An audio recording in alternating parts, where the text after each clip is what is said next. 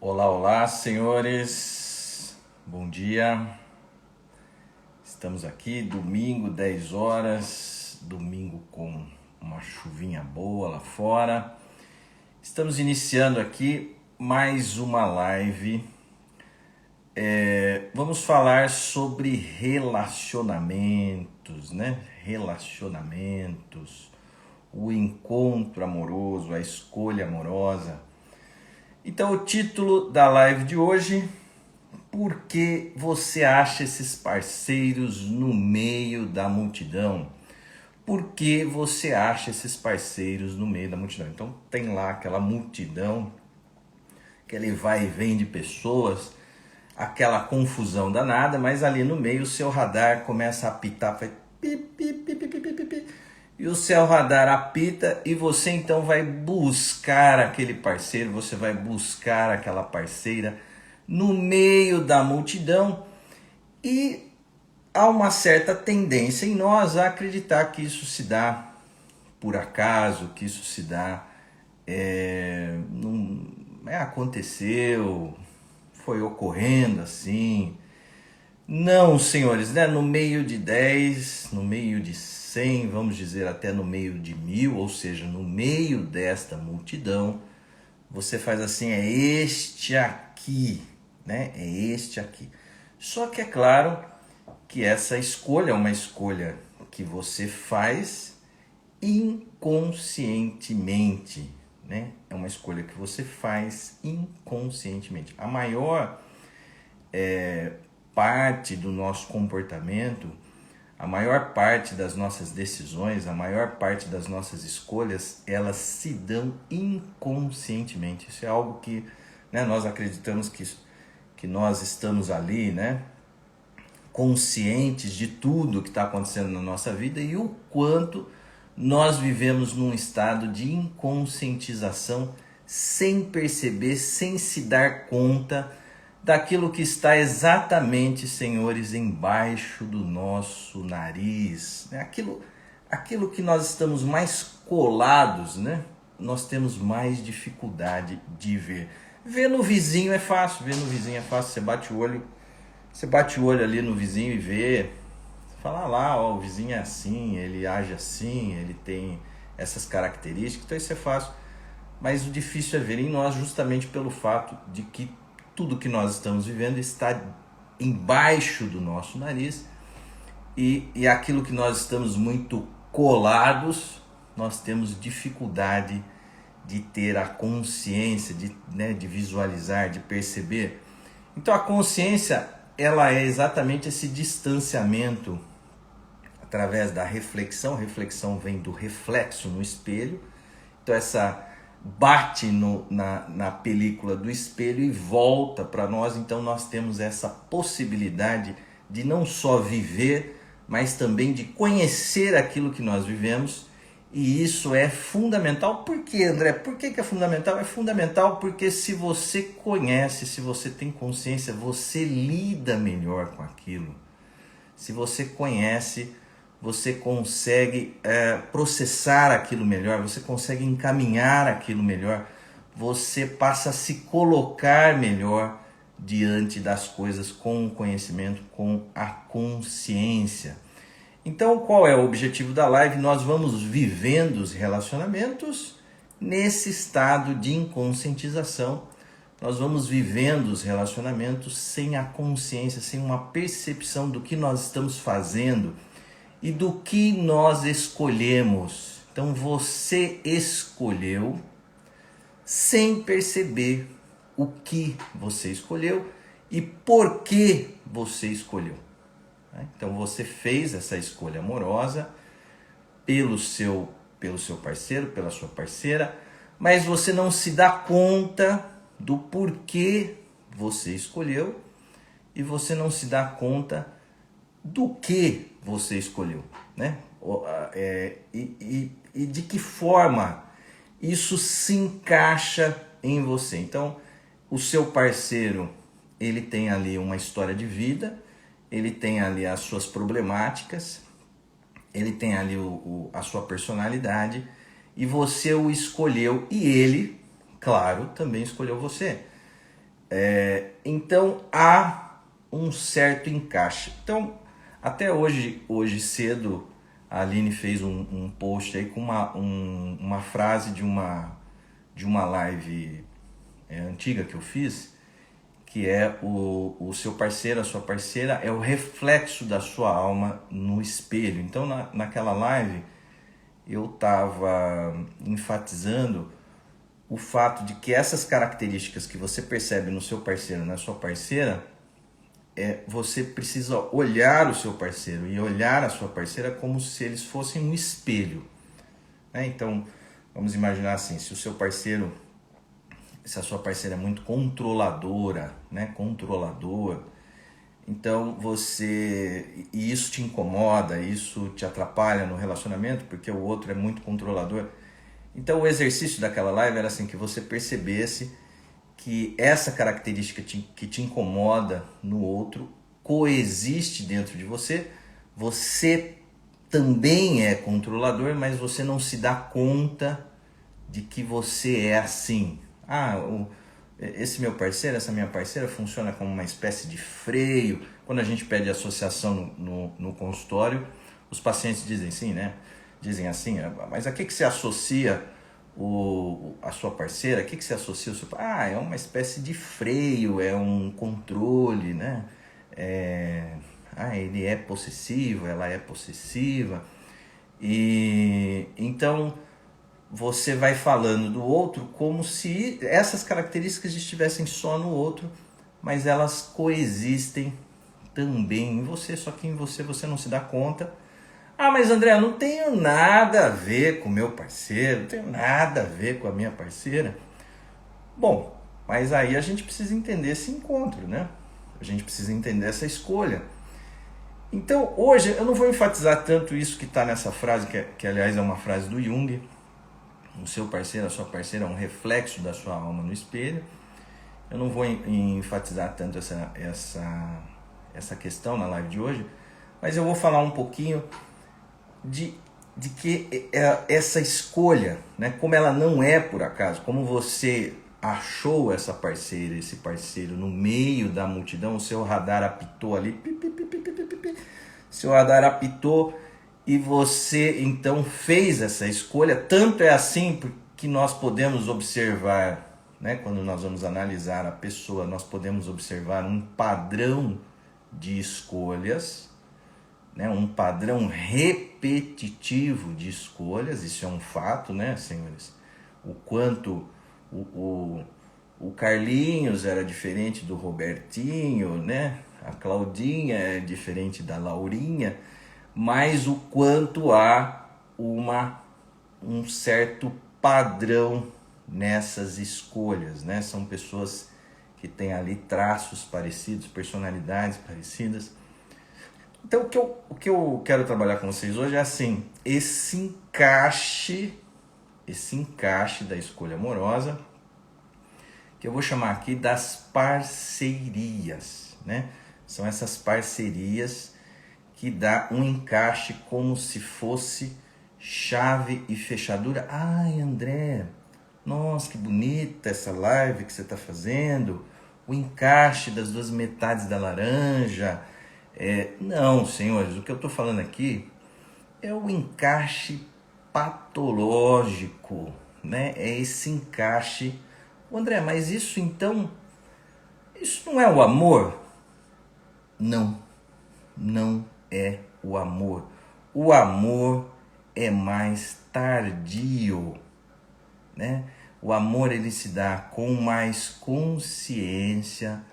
O amor ele se dá quando você tem mais maturidade, né? Quando você tem mais consciência e quando você não está repetindo principalmente o seu passado, né? O quanto essa escolha amorosa, esse parceiro, essa parceira que você acha no meio da multidão, se essa escolha ela não é por acaso, o que é que está motivando a escolha amorosa? Aí você fala assim, é o amor que está motivando a escolha amorosa. Não, o que está motivando a escolha amorosa é que você vai buscar uma pessoa que vai se encaixar de acordo com o modelo familiar que você viveu na sua primeira infância. Quando você fala primeira infância, né, o que você está querendo dizer?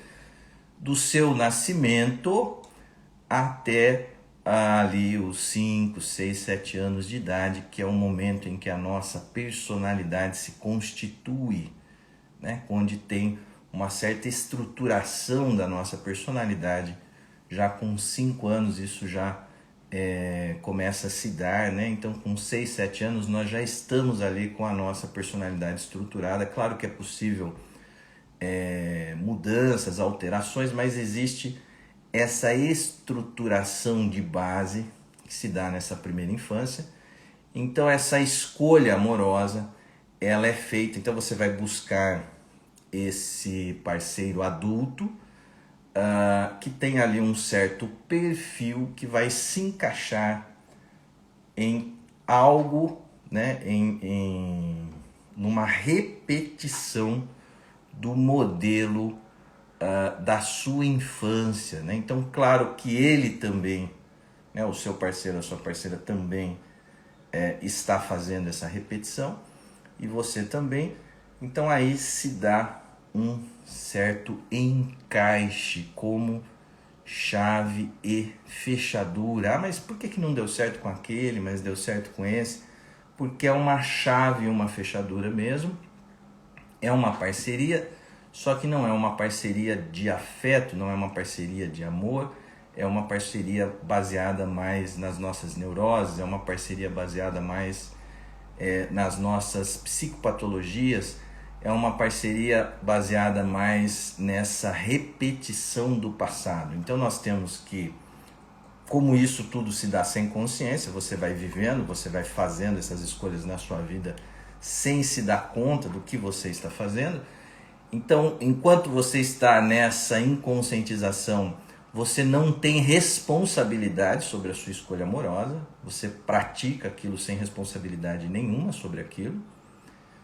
A partir do momento que você começa então a ter consciência da escolha que você fez, você começa a se responsabilizar pela sua escolha, né? E essa é uma pergunta que eu faço sempre para os pacientes: quem escolheu? Né? Quem escolheu essa pessoa que está do seu lado? Né? Quem escolheu? Foi você que escolheu? Não, não fui eu que escolhi, aconteceu, foi lá no meio da multidão. Mas lá no meio da multidão você fez assim, ó, é este aqui que eu escolhi. Mas André, eu não tenho nada a ver com essa pessoa. Depois ali de 1 ano, 2 anos, 3 anos, eu percebi que eu não tenho nada a ver com aquela pessoa. Se você não tem nada a ver com essa pessoa, você não teria casado com ela. Você não teria namorado essa pessoa. Você está entendendo? Então, se houve aproximação, se existiu algo ali, é porque existe esse encaixe, é porque existe essa parceria. E aqui hoje eu vou falar de algumas parcerias, tá bem? Eu vou falar de algumas. Claro que cada caso, né, você tem que analisar dentro da individualidade, dentro da história de vida que aquela pessoa tem. Aqui, como é uma live aberta, eu vou falar de algumas generalizações, né? Eu vou generalizar algumas parcerias para que vocês tenham ideia do que eu estou falando. Mas é claro que cada caso você... Por isso que a terapia ela é interessante, porque você acompanha o paciente por muito tempo e você vai conhecendo a história de vida. É fundamental que o psicólogo conheça a história de vida do seu paciente. Quanto mais ele conhecer, melhor fica, porque aí você vai entendendo qual é a causa, né? Qual foi a causa, qual foi a razão daquela escolha que a pessoa praticou. Você vai entendendo e que tipo de encaixe é efetuado ali na escolha amorosa, né? Tudo bem? Uma das coisas que a pessoa diz assim,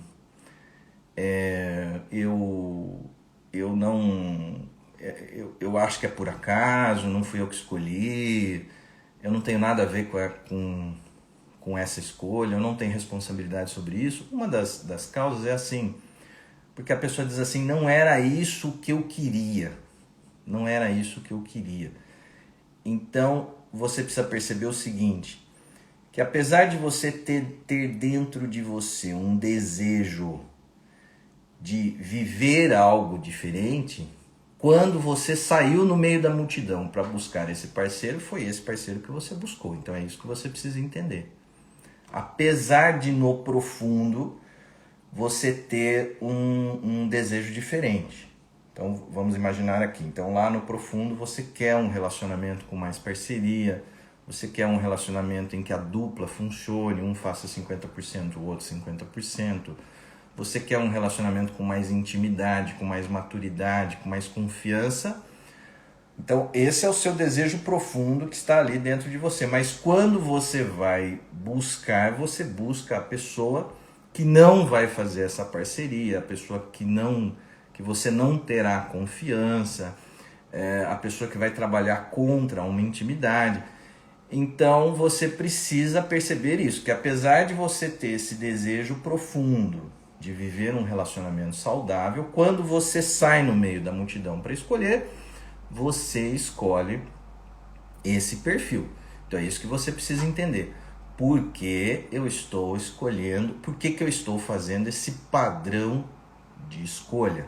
E é claro que nós vamos sempre entender isso de acordo com a história de vida da pessoa. Não sei se vocês estão entendendo um pouquinho. O que eu estou mostrando para vocês é assim: nós não somos tão livres como nós acreditamos ser. Entendeu?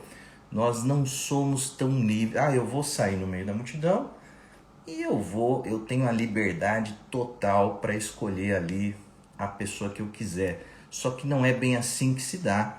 Quando você vai escolher, fatores inconscientes tomam conta disso e você acaba fazendo uma escolha, você acaba sendo, a sua escolha acaba sendo determinada por elementos que você não tem a menor consciência.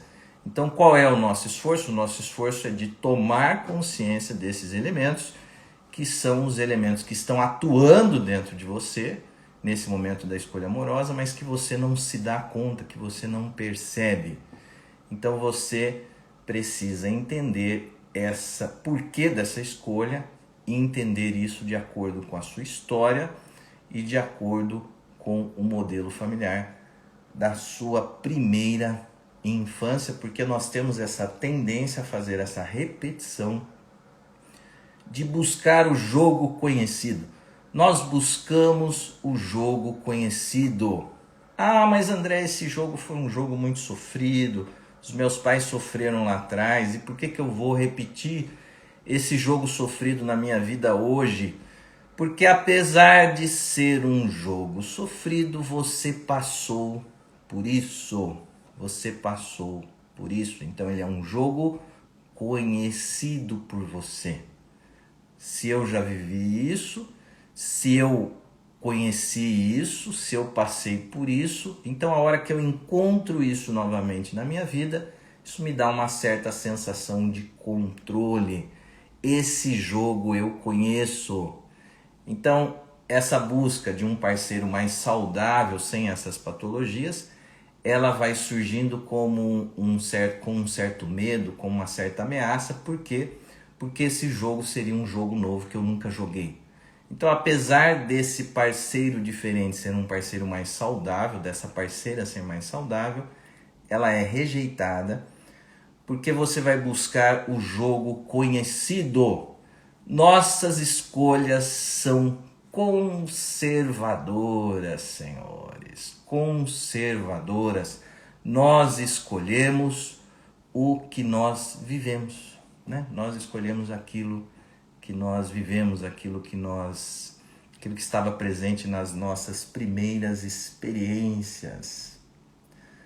Tudo bem? E podemos explicar isso também através dessa questão do trauma, né? Como esse modelo familiar ele produziu em nós traumas, impactos, dores.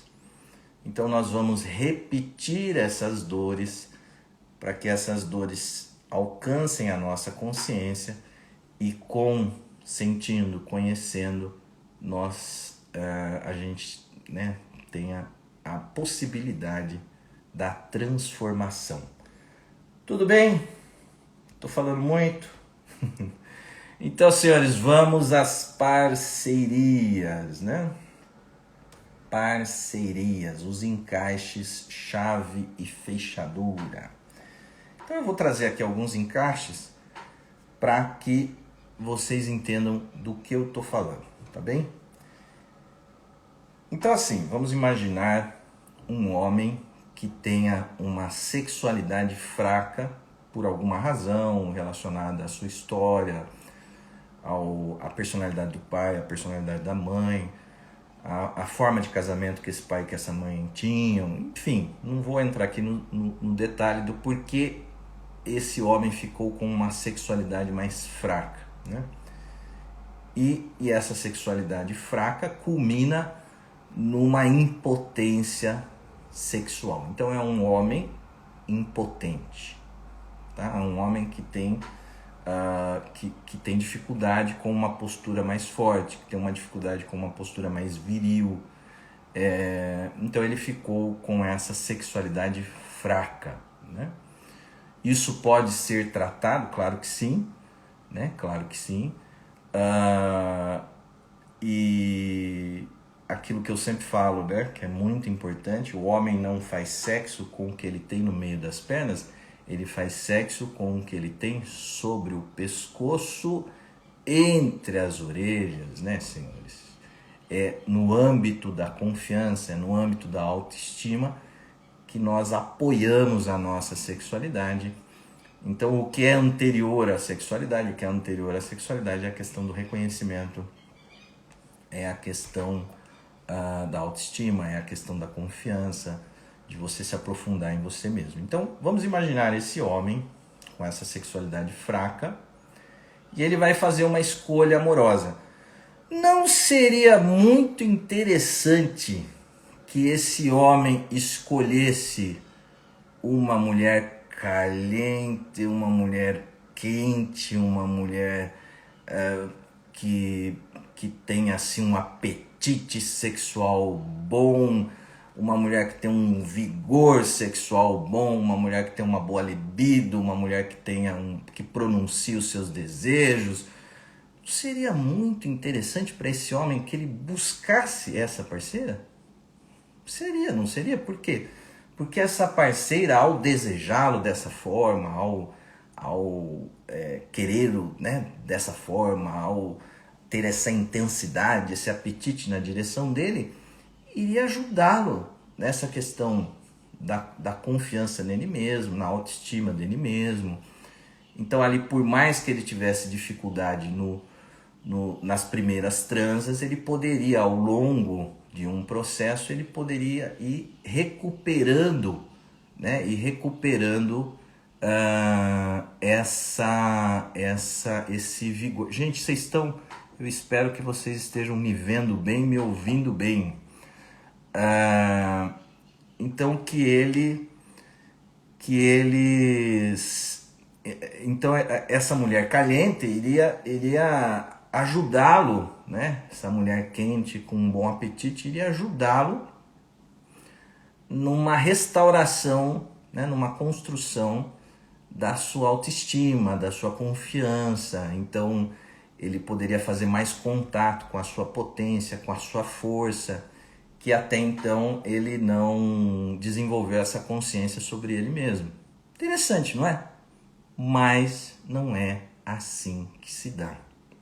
Então, quando esse homem que tem uma sexualidade mais fraca, quando ele vai no meio da multidão escolher alguém, ele escolhe a mulher frígida, ou seja, ele escolhe a mulher que não tem prazer na cama, a mulher que não tem prazer no desejo, né? A mulher que tem esses desejos mais reprimidos, a mulher mais travada sexualmente. Então olha o encaixe, né, senhores? Olha o encaixe. Então nós temos o impotente encaixado com a frígida. Então não sei se vocês estão entendendo um pouquinho o que eu estou querendo dizer.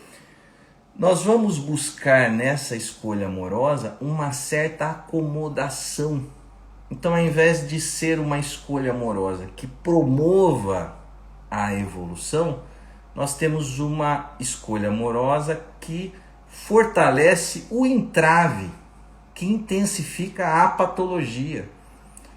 Então, olha como ser humano, olha como nós somos, né, senhores? Olha como nós somos neuróticos, olha como nós somos problemáticos. Por isso que nós precisamos tomar consciência disso para poder transformar e aí sim viver o amor, e aí sim viver o afeto, e aí sim viver a troca, uma parceria melhor. Então isso virá de que forma? Isso virá através de um processo e através de um trabalho de conscientização. Então o impotente ele busca a frígida para acabar no 0 a 0 ali. Então ninguém vai exigir nada de ninguém, vai ficar empatado e tudo bem, eles vão ver a novelinha, vão dormir, tá tudo certo, mas é um arranjo conservador, é um arranjo patológico, é um arranjo neurótico que não promove o relacionamento. Então o que esse casal está vivendo? Esse casal está vivendo a doença, esse casal está vivendo a patologia. Então essa é um tipo de parceria. Vamos falar de uma outra aqui para que vocês pouco a pouco entendam isso. Então vamos imaginar um parceiro alcoólatra, né? Ele é um alcoólatra, ele é um alcoolista, ele tem uma dependência do álcool, né? Ele tem uma dependência do álcool. Então a mulher, ela pode pensar assim, que ela é vítima desse processo, né? Olha, esse marido alcoólatra que me atormenta, esse marido alcoólatra que tumultua a minha vida, que perturba a minha vida. Então a tendência dessa mulher é se ver como vítima, e eu não tenho nada a ver com essa escolha. Então, num primeiro momento, o que a mulher pensa? Eu não tenho nada a ver com essa escolha. Como é que eu iria colocar na minha vida um homem alcoólatra? Eu não, né? Como é que eu iria colocar na minha vida esse tormento, esse tumulto? Então isso não tem nada a ver comigo. Claro que tem tudo a ver com a escolha que essa mulher fez. Claro que sim. Ela não pode dizer não fui eu que escolhi, ou isso se deu por acaso, eu não sabia que seria assim. Esse tipo de resposta não cola, senhores. Então, você precisa assumir a responsabilidade sobre a escolha amorosa que você fez, sendo ela boa ou ruim. Você tem que assumir essa responsabilidade. Daí você diz assim, mas André, o que essa mulher que escolheu ali um parceiro alcoólatra, o que ela tem a ver com isso? O que ela tem a ver com isso é que ela é uma co-alcoólatra. Então uma mulher que escolheu o alcoólatra, ela é uma co-alcoólatra. André, o que você está querendo dizer com isso? Você está querendo dizer que ela também bebe? Não, não é isso que eu estou querendo dizer. Estou querendo dizer o seguinte. Então se dá assim, a hora que eles vão para a festa, o homem coloca ali a primeira bebida no seu copo. Quando ele pega o copo, quando ele pega a bebida, a mulher já sente um frio na espinha. Ela fala assim, acabou a festa para mim. Por que acabou a festa para ela? Acabou a festa para ela porque ela tem que ficar ali numa vigília. Ela tem que ficar vigiando este marido. Então acabou a festa para ela. Ela tem que ficar controlando, então ela começa a contar o número de copos que ele está tomando, o número de cervejas, o número de doses de uísque. Então ela começa a contar, ela começa a ver que tipo de papo ele está falando nas conversas, porque ela precisa ali fazer uma espécie de mediação nessas conversas. A hora que ele se ceder com alguém, ela precisa entrar no meio, ela precisa, né, ficar fazendo isso, essa mediação no comportamento dele o tempo inteiro. E quem vai embora dirigindo? Então ela diz, até eu tomaria um pouco mais, até eu estava disposta a relaxar, mas eu não posso, porque agora quem tem que dirigir sou eu. Então ela começa a se colocar como, de que forma? A co-alcoólatra. Então ela não tem direito à festa. Ela não pode viver a festa. Ela tem que viver o quê? Ela tem que viver em função dele. Então olha o encaixe. Mas você fala assim, André, mas espera aí. Ela escolheu isso para a vida dela no meio da multidão? Exatamente.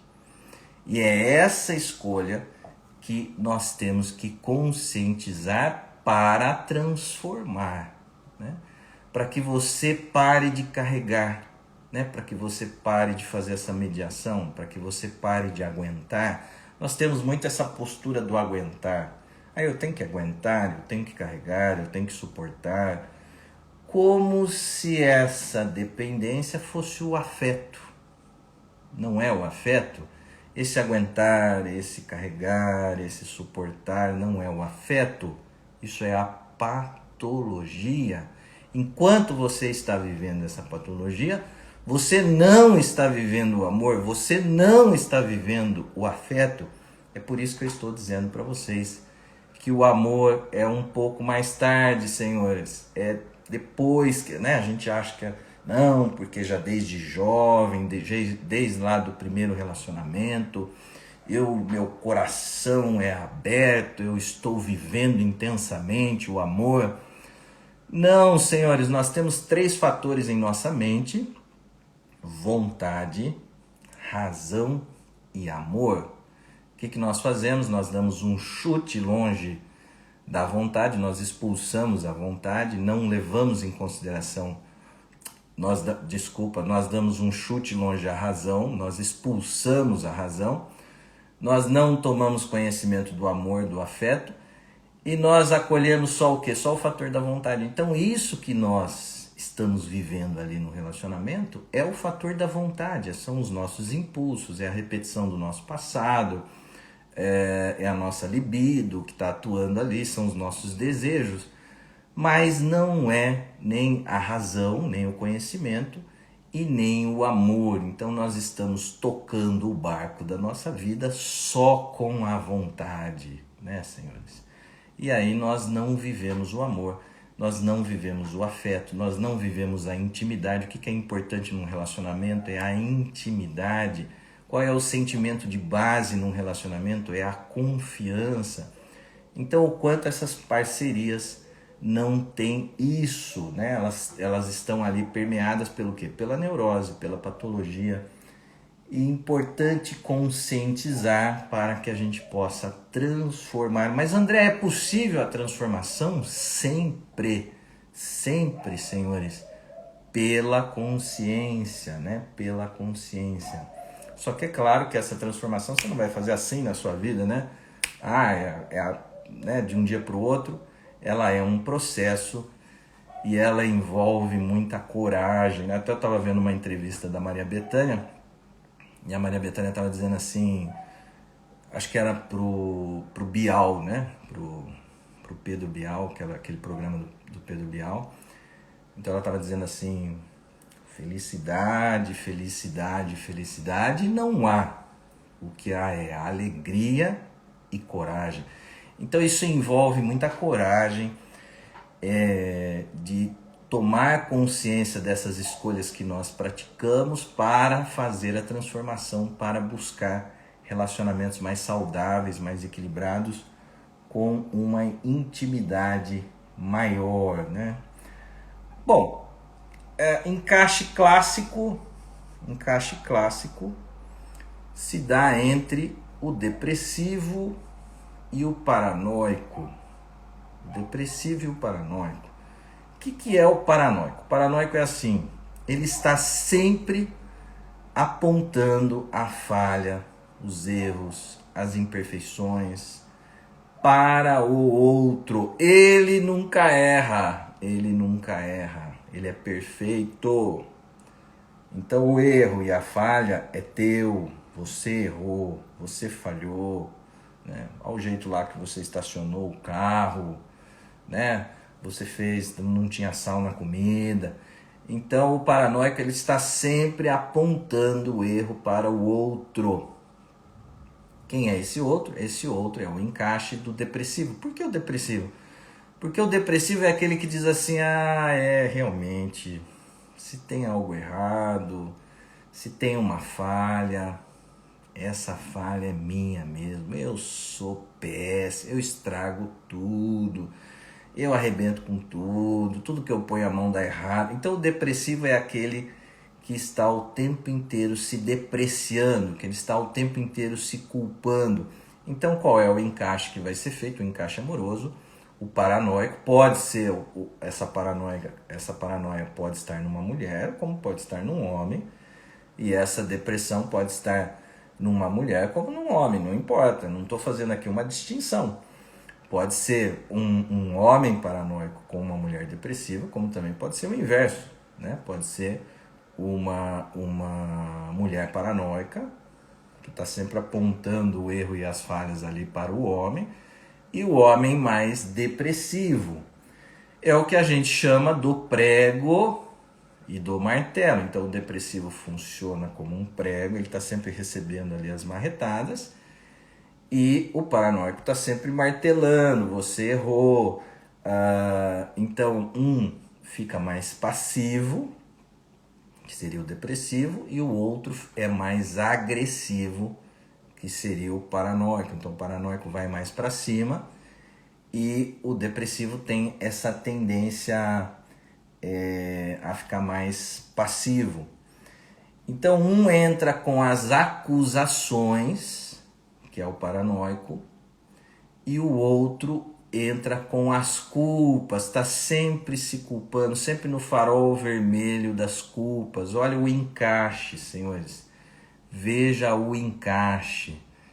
Tem aqui uma pergunta, tinha uma amiga que dizia que os casais são os encontros das psicopatologias em menor ou maior grau. Então, é isso, só que nós podemos conscientizar essas psicopatologias para daí buscando um relacionamento mais saudável. Mas André, você acredita nisso? Você acha que é possível? Claro que sim, existem casais que têm uma boa parceria, né? Existem casais que têm um bom sentimento de confiança entre eles, existem casais que fazem uma boa troca. Então, claro que sim, mas para que você então caminhe da patologia para o afeto, da patologia para o amor, da vontade para essa questão mais afetiva, é preciso então que você conscientize o tipo de escolha que você pratica na sua vida. Tudo bem? Então um entra com as acusações e o outro entra com as culpas. Então esse é o encaixe, né? É claro, né, senhores, que o depressivo ele tem um paranoico dentro dele, né? Claro que sim, porque como ele está sempre se acusando internamente, então aquilo que o outro faz fora, então esse outro é sempre punitivo. Então seria esse homem punitivo, essa mulher punitiva, que está sempre praticando com o seu parceiro, com a sua parceira, um processo de punição. E o outro vai aceitando isso, por quê? Porque internamente ele pratica isso, né? Naquilo que o Freud chamava de superego, nesse juiz interno.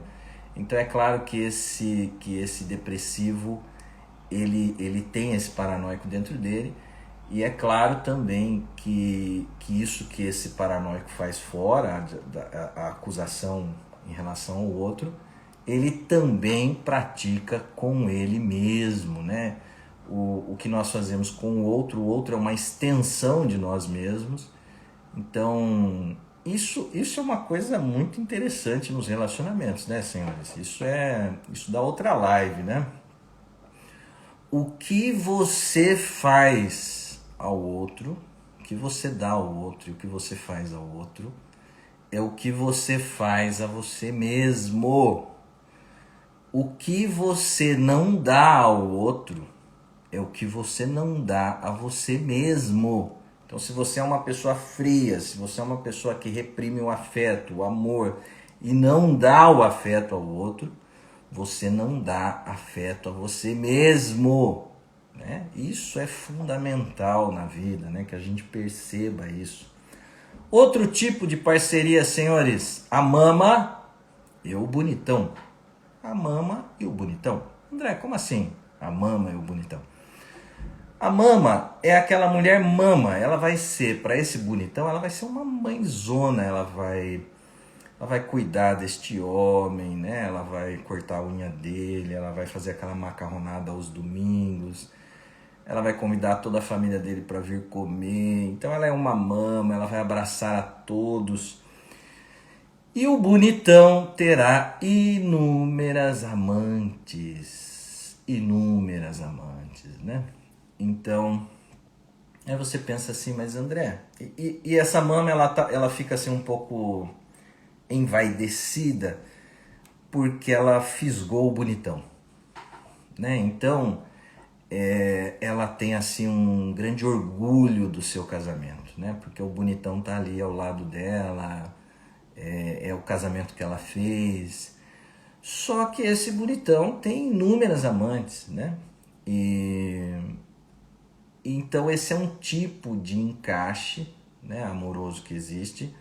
Daí você diz assim, mas André, por que que esse bonitão não pega ali uma das amantes e não vai viver a vida dele, né? Porque se ele fica traindo essa mama, por que que ele não pega o chapéu e não vai viver a vida dele? Chega ali pra mama, seja sincero, fala, olha, mama, é o seguinte, a mama é a esposa, né? Mas é uma esposa que funciona como mãe.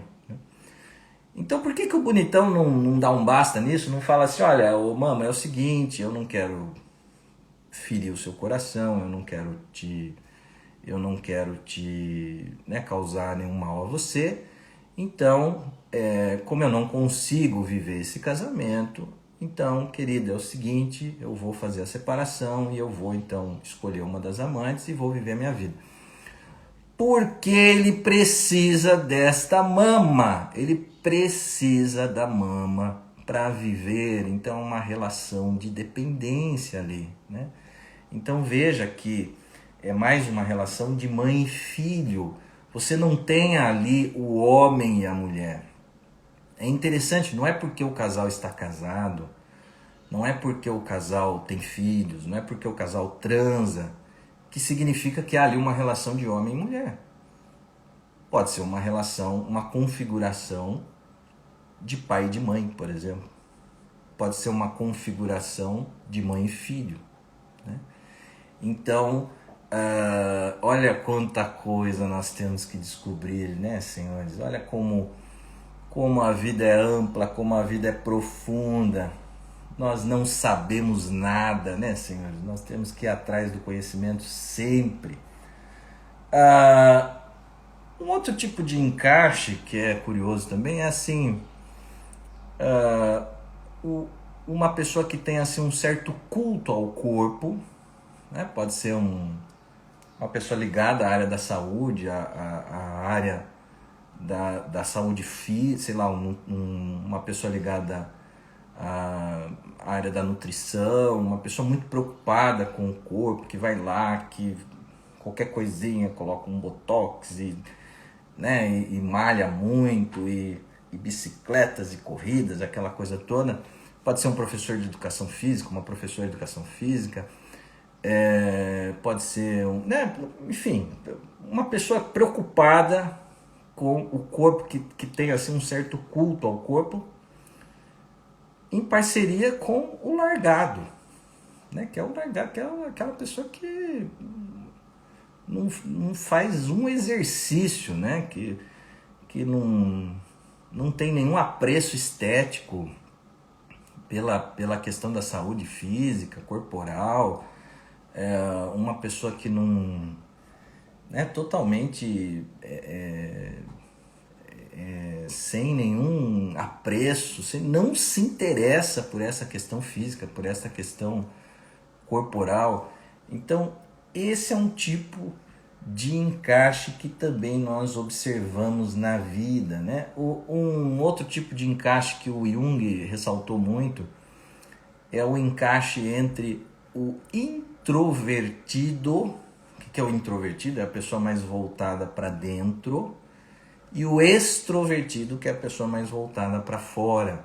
Então isso é muito comum, a gente vê muito, né? Um gosta de festa, um gosta de sair, um tem muitos amigos, o outro já é mais fechado, né?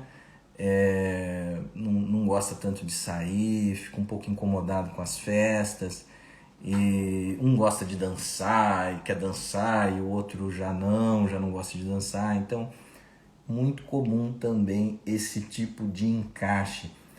Eu queria falar aqui de um último encaixe.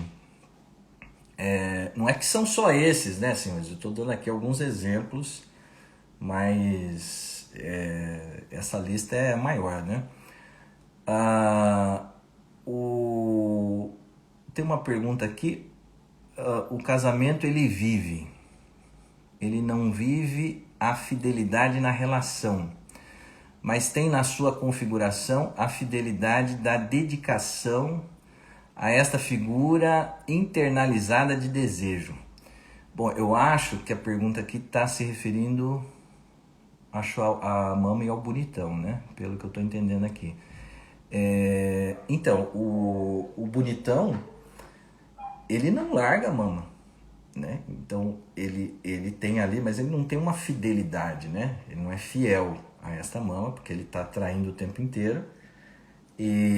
Mas ele tem um vínculo de dependência, porque essa mama, ela funciona como a mãe, né? Então vamos dizer assim, que uma das características desse homem ele é infantil, né? Ele é infantil, é um homem infantil, é um homem que ficou numa espécie de complexo de Peter Pan, né? Um homem que não conseguiu, para o homem se tornar homem, ele precisa fazer um movimento efetivo na vida dele, que é de afastamento da mãe.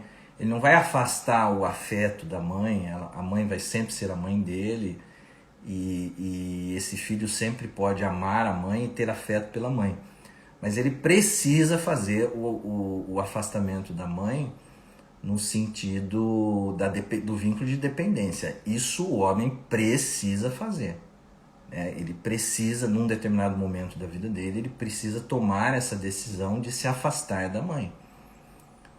Porque senão fica aquela confusão, ele vai abraçar a esposa, ele não consegue abraçar a esposa porque ele está abraçado com a mãe. Então fica aquele angu de caroço, né? Na festa de Natal dá problema, é uma série de problemas, porque ele não fez a separação da mãe. Ele não, e é claro que o homem, num determinado momento, ele precisa colocar um certo limite à mãe, né? Ele tem que pôr esse limite para que ele, então, consiga abraçar a esposa com tranquilidade, né? Você vê, senhores, isso pode adquirir uma proporção tal que o homem ele passa a ter dificuldade de transar com a esposa, com a namorada, com a esposa, porque ele acredita que ao transar com a namorada, com a esposa, ele está traindo a mãe. Olha a proporção que isso pode tomar, né? Ou coisas do tipo, ao estar transando com a esposa, ele visualizar a mãe, ter esse tipo de confusão. Então veja o quanto isso tudo é problemático, né?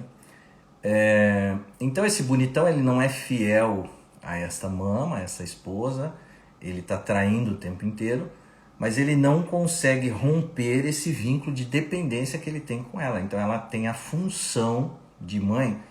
Então essa questão, a mulher para ele, né? Essa questão mais da mulher, ele vai viver com essas amantes, e essa esposa vai ficar mais no lugar da mãe, né?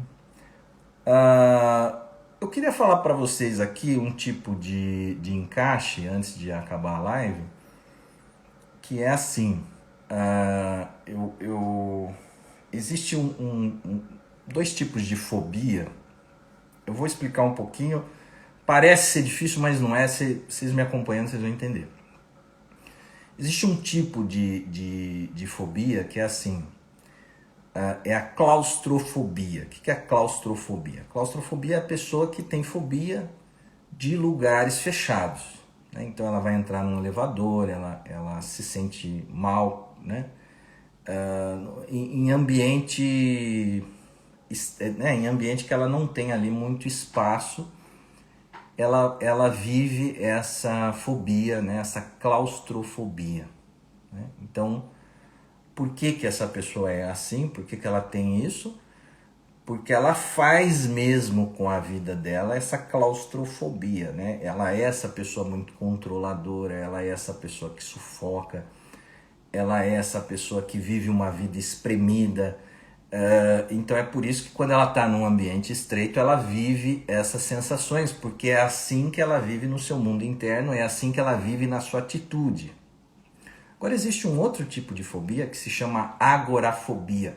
Ágora é como os gregos chamavam a praça pública. Então por isso que essa fobia tem esse nome, agorafobia, que são as pessoas que têm fobia de lugares abertos. É o inverso da claustrofobia.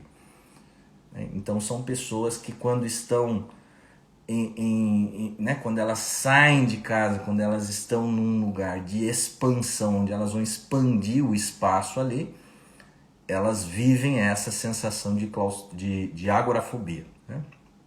Então, a claustrofobia, fobia, né, medo de lugar fechado, angústia ali com um lugar fechado, com um lugar estreito, espremido. E a agorafobia é essa angústia, esse medo, quando o lugar é aberto, quando a pessoa vai expandir ali. Vamos trazer isso, essas duas fobias para os relacionamentos, tá? Então, como que seria o relacionamento desse claustrofóbico com o agorafóbico, tá certo? Como que seria isso? Seria assim, um é o pegajoso, é o que está sempre em cima, é o que quer saber onde você foi, né? Fica meio atento ali às chamadas de celular, aquela coisa toda, tem ciúmes, é possessivo. Esse é o claustrofóbico. E o outro é o agorafóbico, que é o quê? Que é aquele que não se vincula, que é aquele que está sempre olhando para a saída, está sempre olhando para a janela, lá para fora. É aquele que não faz vínculos, é aquele que não estreita vínculos, é aquele que tem medo de estabelecer vínculos. Então nós temos de um lado o desejante, tá desejando, deseja, eu te quero, eu te quero, eu te quero, eu te quero, eu te quero. Então esse desejante, ele vai funcionando ali como uma espécie de claustrofóbico, né? Ele vai espremendo o outro. E o outro não quer saber de nada, assim, mas o outro tá flanando na vida, flutuando na vida, ele não quer compromissos, ele não quer vínculos, mas também ele não vai embora, ele fica ali. Então olha que encaixe, né, senhores? Olha esse encaixe de sofrimento, são encaixes de sofrimento. É por isso que a gente diz assim, nossa, eles são cúmplices mesmo, cúmplices no amor não, cúmplices na patologia. Então nós temos que conscientizar as patologias para que a gente vivencie, abra espaço para o amor. Senhores, o que eu quero falar para vocês é o seguinte: como o ser humano é muito louquinho, como o ser humano é muito problemático, como o ser humano é muito patológico, como nós distorcemos a realidade, nós negamos a verdade, como nós gostamos de viver mais na fantasia do que na realidade. Então a forma da gente viver as coisas boas, a forma da gente viver, da gente buscar a verdade, a forma da gente ir ao encontro da realidade é sempre através dos nossos erros. Então nós primeiro levamos o tombo para depois a gente alcançar a atitude mais saudável e mais verdadeira. É assim que o ser humano funciona. Então nós temos que tomar consciência desses erros, dessas escolhas erradas que nós praticamos, conscientizar o quanto nós temos essa psicopatologia. André, não tem um nome melhor para psicopatologia? Tem, a nossa loucura. Mas André, Olha só o que você está dizendo de nós somos loucos, loucos, muito loucos. Ué, olha a nossa sociedade, abra o jornal, né? Se nós fôssemos pessoas, né? Se o ser humano fosse saudável, aquela coisa toda, né? O nosso jornal seria uma maravilha, a gente iria abrir o jornal, seria uma maravilha, né? Olha a nossa política. Então, por que que a nossa sociedade é assim? Tanta coisa errada, porque nós vivemos com essa atitude errada no trato da realidade, no trato da verdade, no trato do amor, né? No trato da razão. Então, senhores, assim eu queria terminar essa live de hoje dando uma dica que é: não tenha tanta pressa. O pescador ele usa a expressão apoitar, né? Jogar a âncora, jogar a poita. Apoitar, não tenha tanta pressa de apoitar, senhores, né? Calma, vai devagar com a dor, porque o processo é longo, você precisa ter muita consciência das escolhas que você faz, né? Você precisa ter mais consciência da sua história, né? Quem foi seu pai, quem foi sua mãe, o modelo familiar que você percebeu. E isso, então, você precisa do quê? Você precisa de experiência de vida. Você precisa que um pouco, né, a água passe debaixo dessa ponte. Então não tenha tanta pressa de casar muito cedo, entendeu, senhores? Nós somos muito ansiosos com isso. Nós queremos já jogar a poita, apoitar rapidamente. Nós queremos um porto seguro para ancorar o nosso navio e perdemos a navegação. Então invista mais na navegação, tenha tanta pressa. Ai, mas André, eu tô ficando velho, eu tô envelhecendo, eu preciso definir isso na minha vida. Olha o quanto nós temos essa preocupação com a idade, né? Nós nos julgamos por isso, nós nos forçamos, nós nos pressionamos, nós nos cobramos. Tem muita coisa para a gente conhecer nessa questão de relacionamento, nessa questão do amor, né, senhores? Então não tenha pressa, vá com calma e sempre buscando o apoio da consciência, sempre buscando a realidade, sempre buscando a verdade.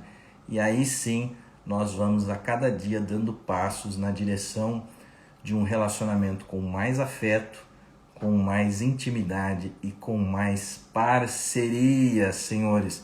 Deixa eu ver aqui se ficou alguma pergunta para trás. Por esses exemplos, podemos entender como valida a velha frase de que os opostos se atraem. É um encaixe, né? Como chave e fechadura. E não tem como a gente dizer que existe uma vítima, né? Nós adoramos achar vítima na história, né? Porque o fulano é vítima do outro, porque o outro faz isso, age assim.